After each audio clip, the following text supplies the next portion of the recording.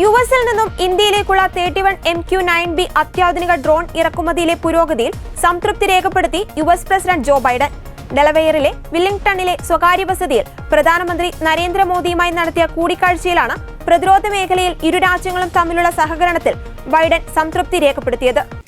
US പ്രതിരോധ ഭീമനായ general atomics ആണ് Indian സേനയ്ക്കായി drone എത്തിക്കുന്നത്. ആകാശത്ത് വിന്യസിക്കുന്നതിനുള്ള 16 ഡ്രോണുകളും കടലിലെ വിന്യാസത്തിനായി 15 ഡ്രോണുകളുമാണ് ഇന്ത്യ വാങ്ങുന്നത്. കോടുച്ചകോടിക്കായി യുഎസിലെത്തിയ പ്രധാനമന്ത്രി നരേന്ദ്രമോദിയുമായുള്ള US പ്രസിഡന്റിന്റെ കൂടിക്കാഴ്ച ഏറെ വൈകാരികമായിരുന്നു. ബൈഡൻ പ്രസിഡന്റ് പദവി ഒഴിയുന്ന സാഹചര്യത്തിലാണിത്. ഇന്ത്യ-US ഉഭയകക്ഷി ബന്ധം സംബന്ധിച്ച് വിശദ ചർച്ചയ്ക്കൊപ്പം UN സുരക്ഷാ കൗൺസിൽ വിപുലീകരണം മുതൽ ബഹിരാകാശ സാങ്കേതിക വരെയുള്ള വിഷയങ്ങളും ചർച്ചയായി.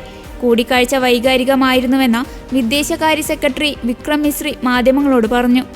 അതേസമയം US-ന്റെ സഹകരണത്തോടെ ഇന്ത്യയിൽ ആദ്യ ദേശീയ സുരക്ഷാ സെമികണ്ടക്ടർ ഫാബ്രിക്കേഷൻ പ്ലാന്റ് സ്ഥാപിക്കാനും കൂടിക്കാഴ്ചയിൽ ധാരണയായി.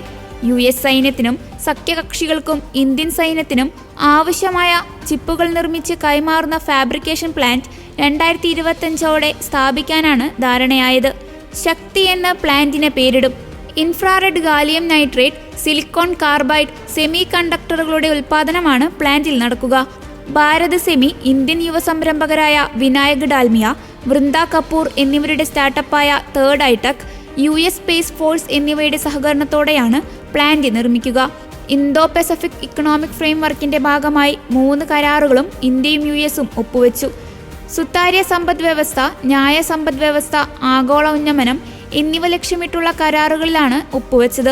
ഇന്ത്യയിൽ നിന്ന് കടത്തിക്കൊണ്ടുപോയ 297 പ്രാചീന ശില്പങ്ങൾ ഉൾപ്പെടെ നിർമ്മിതികളും US ഇന്ത്യക്ക് കൈമാറി. ഡെലവേറിയിലെ ഇന്ത്യൻ സമൂഹവുമായി മോദി കൂടിക്കാഴ്ച നടത്തി.